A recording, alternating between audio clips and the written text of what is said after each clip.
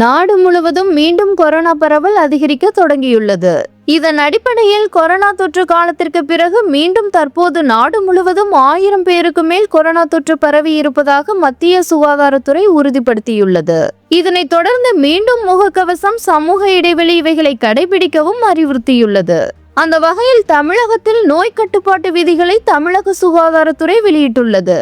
அதன்படி தமிழ்நாட்டில் மாநாடு உட்பட பல்வேறு பொது நிகழ்ச்சியின் மூலம் நோய் பரவல் ஏற்படும் அபாயம் இருந்தால் அதனை ரத்து செய்ய சுகாதாரத்துறை அறிவுறுத்த வேண்டும் என பொது சுகாதாரத்துறை இயக்குனர் தெரிவித்துள்ளார். தமிழகத்தில் மாநாடு, கட்சி விழா உட்பட பல்வேறு நிகழ்வுகளில் பொதுமக்கள் அதிக அளவில் கூடுகின்றனர்.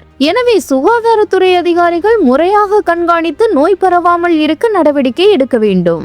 இது குறித்து மாவட்ட சுகாதாரத்துறை அதிகாரிகளுக்கு பொது சுகாதார இயக்குனர் செல்வ விநாயகம் சுற்றறிக்கை அனுப்பியுள்ளார். அந்த சுற்றறிக்கையில் மாவட்ட சுகாதாரத்துறை அதிகாரிகள் நிகழ்ச்சி நடக்கும் இடத்தை ஆய்வு செய்து அங்கு சுகாதாரம் பேணி காக்கப்படுகிறதா என்பது உள்ளிட்டவைகள் குறித்து முறையாக ஆய்வு செய்ய வேண்டும் என தெரிவிக்கப்பட்டுள்ளது.